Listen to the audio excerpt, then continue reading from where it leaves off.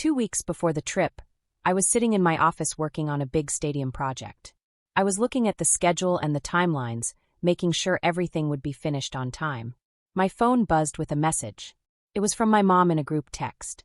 I opened it and read, "We've decided Oren will go instead of you. He'll take better photos." That was it. No explanation. No apology. No I'm sorry. Just a decision, like someone threw a heavy bag out of a moving car, and it landed on me. I stared at the message. I read it again and again. The words felt like smoke in the air. My name wasn't even there. It just said we and decided, like I was not part of the family anymore. The silence in my office suddenly felt very loud. I didn't reply. I didn't know what to say. There was no point yet. I leaned back in my chair and looked at the wall full of project binders. I had spent weeks planning this trip. I had worked hard and made sure everything was perfect. It was supposed to be 10 days in Dubai. First-class plane tickets. A 5-star hotel. Desert tours. Dinner in the sky. Everything. It was a retirement gift for my father. A thank you for all the years of hard work, the drywall dust, the sore knees, and the long days. It was supposed to be a chance for our family to feel close again. And they gave my seat to Saffron's fiancé, Oren. Oren was not someone I liked. He once tried to sell me an app idea that already existed in many better versions. He never paid for dinner without needing to go to the restroom right when the bill came. He spent Christmas in our living room talking about synergy while using my Wi-Fi password. He was always taking, never giving. I opened the Emirates app. My name was still on the reservation for now. I did not cry. That is not how I handle betrayal. Instead, I opened a spreadsheet and labeled it Dubai Recovery. I started making a list of everything I needed to fix. Flights, hotel, tours, refund rules, security contacts. Next to each item, I wrote one word. Mine. Then I opened another sheet and titled it Debt Ledger. At the top I wrote their names. I bought a second condo in 2018. It was a 2-bedroom place, nothing fancy but newer and close to downtown Bend. I thought it would always rent easily. That was the plan. Passive income. Long-term investment. I checked the numbers many times before signing the papers. I locked in a 3.4% fixed interest rate and saved money for repairs. I did not buy it for them.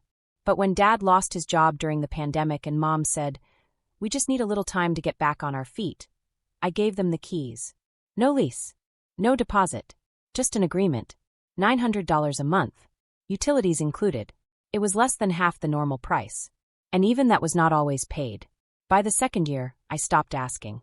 Asking caused tension. Tension turned into silence. Saffron moved in around that time, after she had a fight with her roommates. She brought 6 suitcases, a dog, and a ring she said wasn't official yet, but almost. They always had excuses. A delayed bill. A car repair. Mom's birthday brunch. I tracked it all. By last November, they had missed $17,800 in rent. I never brought it up again. Not directly. I thought the spreadsheet would protect me from feeling resentful.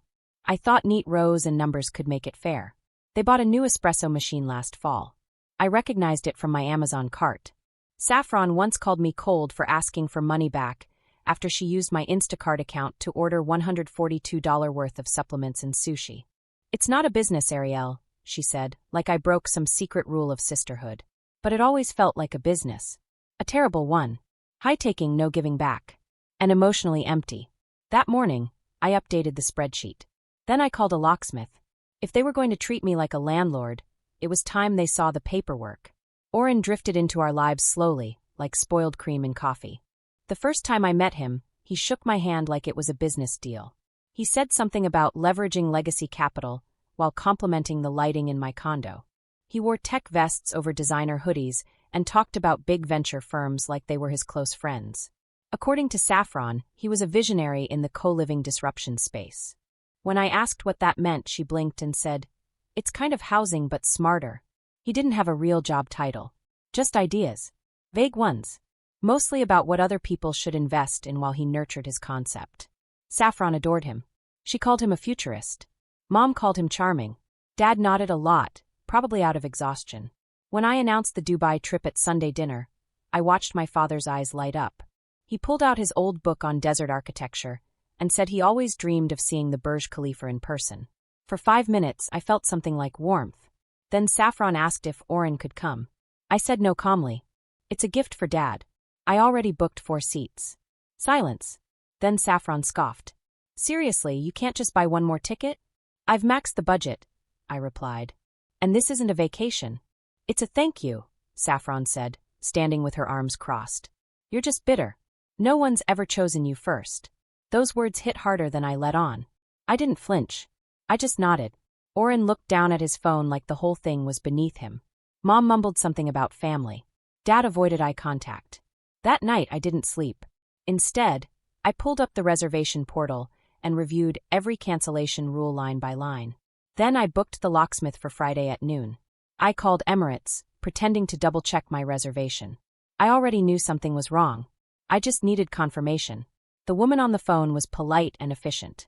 Yes, Miss Calloway, your reservation was updated last week. You are marked as a no-show due to a medical emergency. I didn't breathe. A medical emergency? Yes, she continued. Someone claiming to be your sister called and said you were hospitalized and could not travel. She requested we change the ticket to her fiancé's name. Unfortunately, name changes are not allowed for international travel under this fare class. My voice stayed calm. Did anyone try to board using that ticket? A pause. Yes, a man tried to check in under your name yesterday, but he was flagged. There is now a fraud note on the reservation. You should contact our fraud department directly. I filed the report. I sent my ID, screenshots, and timestamps. They took it seriously. By evening, I knew everything. Oren had shown up at the airport with my ticket and my name. He had a TSA agent who, according to Saffron's message, was a friend from college. They were trying to pass him through using my identity. I scrolled through the group text again. The message still sat there unashamed. We've decided Oren will go instead of you.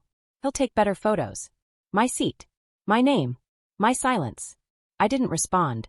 I didn't need to. I opened the spreadsheet again. Next to return flights, I added cancel flag for misuse. Next to hotel booking, I wrote call to confirm ID requirement. I moved down the list like I was taking apart a house. At the bottom, I created a new section called Legal Risk.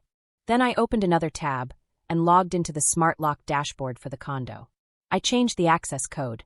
Just before I closed my laptop, I looked back at the message one last time and whispered out loud to no one. I see you. And for the first time, I truly did. The first thing I did was call the hotel. It was a beach hotel near a place called Jira. I had booked it using my name and my credit card. I asked the hotel if they would let someone check in without me being there. The person at the hotel said yes. They said they did not need my ID at the desk. That meant someone could check in without me being there. That was perfect. So I canceled the reservation. The hotel said I would not get my money back. I didn't care. I didn't want them there. I wanted my space back. Next, I called the company that planned the desert trip. I had booked a big day trip in the desert. It was supposed to be a private SUV ride. There would be a falcon show, and then dinner under the stars. I canceled that too. I told them I would not come. Then I canceled the yacht cruise. Then I canceled the cooking class. Then I canceled the spa. Each time I canceled something, the person on the phone sounded confused. They sounded like they didn't know what to say. They sounded worried, but they didn't fight me. They didn't argue. They just said okay. I felt strange. It was like I was doing something big and important. I was taking back control of my life. The refund emails started coming in slowly. Every time a refund came, I wrote it down in my spreadsheet. I wrote it next to Oren's name. Oren was one of the people who had taken my place on the trip. They had used my name, my money, and my ticket. I wrote down everything. It made me feel calm. It made me feel like I had proof. The flight was harder. I called Emirates. They said I could not cancel the part of the trip that had already happened. That part was already done, and they wouldn't refund it. But they did agree to flag the return flight for security screening. A fraud representative said, "If the boarding pass does not match the name, we will investigate." I thanked her. Then I changed my credit card number. I did not want them to use my card again. I did not want them to steal more money from me. Next, I changed the locks on the condo. By 10 p.m., every door had a new key. Every lock was new. I wanted to feel safe again. I also installed 2 motion-activated cameras. I put them near the doors. If someone moved, the camera would record them. I installed a video doorbell too. It connected to my phone. If someone came to the door, I would know. Then I printed a notice and taped it inside the window. The notice said that if someone tried to enter without permission, they could be charged with trespassing. It also said to contact the property manager. They weren't technically tenants. They did not have a lease. They had no formal agreement to live there. They had just been living there for 4 years because I let them. I had let them use my name. That was the mistake. That was the reason they could do all of this. The next morning, everything changed. I emailed a local property management company. I paid extra money to make a lease quickly. I wanted it done fast. The lease said the rent was $2,950 per month. Utilities were not included. That meant they had to pay for water, electricity, and gas on top of the rent. First and last month's rent had to be paid when signing. I also asked for a 30-day deadline. They had 30 days to move out or sign the lease. I wanted a clear end date. Then I called Elias Ward. He was a real estate lawyer I had worked with once before. He remembered me. I explained the situation in calm, simple words. I did not yell. I did not cry. I explained everything like I was telling a story. Elias did not interrupt me. He just listened. He said, "I'll start the paperwork. We'll do this properly." I felt a little relieved. It felt good to know someone was helping me. By the time I shut my laptop that night, I had not spoken a single word to my family. Not one word. But I had reversed every trace of what they took. I had taken back control. I had erased their plans. And the silence felt better than anything they had ever said. That night, I went to bed. At 2:14 a.m., the first message came. "Kalara, what did you do? There's no hotel reservation." The guy at the desk laughed at us. I turned my phone face down and went back to sleep. I did not want to read it. By morning, there were 12 more messages. "My lease. We can't reach anyone. The trips are gone. What is happening, Oren? This is unprofessional and maybe illegal. You'll hear from my lawyer, Mara." He broke his arm on the camel ride. "Do you even care, Eldrick? You embarrassed us in front of Oren's new family. Do you understand what you've done?" I did understand. I had a spreadsheet to prove it. I scrolled through the messages like they belonged to strangers. They didn't feel like my family anymore. They felt like people I used to know. They had landed in Dubai, assuming I would still carry the load. They assumed I would still take care of everything. Even after they kicked me off my own trip, they still expected luxury. But they got chaos instead. I imagined them walking into the hotel lobby. They were tired. They were smug. They were expecting cold towels and bellhops and smiles. Then they found out there was no reservation under that name. I imagined panic starting to crack through Kalara's voice. I imagined Oren huffing into his phone, trying to sound important. I imagined Eldrick reading the messages with shame. They were 3 people who had built a world out of assumptions. I had simply removed the scaffolding. Later that afternoon, a video came through. Oren was sitting on a bench with a makeshift sling on his arm. Kalara was in the background yelling at a cab driver. I didn't hit play. I didn't want to watch. The message said, "Eldrick, you've made your point. We'll sort it out. But this is cruel, Ariel." Cruel. The word cruel stayed with me longer than I expected. Cruel was paying $30,000 and being replaced. Cruel was using someone's name at airport security without asking.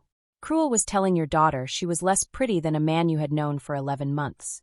I opened a new tab and made a $1 donation to the GoFundMe page that Mirror had set up months ago for Eldrick's knee surgery. It was still active. It had $311. The site asked if I wanted to make my name public. I did. Under the message, I typed, "From the daughter who wasn't invited." Then I closed the laptop and made myself tea. I had a meeting with Elias the next morning to sign the eviction packet. They pulled into the driveway like nothing had happened. Kalara waved from the passenger seat like we hadn't spoken in weeks. Oren stepped out slowly. His arm was in a black sling. A designer hoodie hung over his shoulder. His expression was a mix of hurt and anger. Kayla didn't get out of the car. I met them halfway across the gravel road with papers in my hand. "This is your new lease," I said. $2,950 a month. First and last due before moving. Utilities not included. You have 30 days. Kalara blinked. She looked shocked. "Are you serious right now?" she said. "I am," I replied. "You're evicting your own parents?" she snapped, stepping closer. "After everything, I'm offering them a legal contract," I said. "That's more than I got." Oren took the packet from me and flipped through the first page like he was scanning for loopholes. "You can't be serious," he said. "This isn't how family works." I looked at him and said flatly, "Then it's good we're not family." He scoffed. "This whole thing could have been resolved with a conversation. You didn't need to blow everything up." I motioned to the lease. "That is the conversation." He handed it back like it was beneath him. "I'll have to run this by my advisor," he said. I raised a brow. Is that your dad or the camel? Kalara gasped. Oren's face changed. It looked like he was angry. I handed the papers back to him anyway. You said you wanted a business, Oren, I said. This is it. Property contracts, payment terms. Consider this your final pitch. They didn't say another word. I turned and walked back inside, locking the door behind me. On the way to the kitchen, I opened the mailbox and found the notarized copy of the eviction filing. Elias had moved fast. They never signed the lease. Not in week 1 when I reminded them by email. Not in week 2 when the property manager dropped off a hard copy with a stamped envelope. By week 3, they stopped acknowledging me altogether. On day 30, I filed the eviction paperwork with the county clerk's office. Oren sent a text 2 hours later. You're opening yourself up to serious legal consequences. My attorney will be in touch. I replied with a screenshot of the filing confirmation. Saffron left a voicemail sobbing, saying I had torn the family apart over one stupid vacation. The same Saffron who helped Oren fake a medical emergency and nearly committed identity fraud on my ticket. Kayla sent a long email, half guilt, half nostalgia. She talked about the time she stayed up all night sewing my school play costume. She talked about the birthday cake she once made from scratch when I turned 11. She ended it with, I didn't think you'd be capable of this. I raised you better. None of them apologized. Not once. Not for the messages. Not for the boarding pass. Not for stealing the seat or taking the money or calling me bitter or boring or selfish. They circled around the truth, like a planet orbiting the sun but never landing. I forwarded everything to Elias, texts, voicemails, screenshots. He told me to hold firm and let the paperwork do its work. By the end of the week, the court date was set. 5 days. I changed nothing about my routine. I drank the same coffee in the same mug. I went to work early. I ate dinner alone and in peace. But I noticed I slept better. The headaches I'd had for years were gone. The more they fought to stay, the more I understood they'd never truly belonged. They knocked on my door exactly 1 year after the court date. Same porch, same nervous energy, different arrangement. Oren wasn't with them. Saffron stood slightly behind Kalara, arms folded tight like she was holding herself in place. Eldrick leaned on a cane, face more tired than I remembered. Time had finally started to show. We didn't come to fight, Kalara said. I didn't answer. I just waited. We've been doing a lot of thinking, she continued. About how things went, about the trip, about you. Saffron added, barely above a whisper. Oren's gone. He left when everything dried up. Eldrick cleared his throat. They say I need surgery, he said. My knee is bone on bone now. Medicare won't cover the whole thing. We just need a little help until we're stable. That phrase again. Until. I felt it hit like a dull thud in my chest. I reached behind the door and handed them an envelope. My spin, I said. What's this? Kalara asked. $3000, I said. For the knee. That's it. Saffron stepped forward. Are we okay now? No, I said. This isn't reconciliation. It's accounting. None of them spoke. Eldrick looked at the envelope like it was both a gift and a sentence. Saffron looked away. Kayla looked like she wanted to cry, but didn't remember how. I'm not angry, I added. I just don't owe you anything beyond this. Kayla reached out, maybe for my hand, maybe just for contact. I didn't move. They left quietly.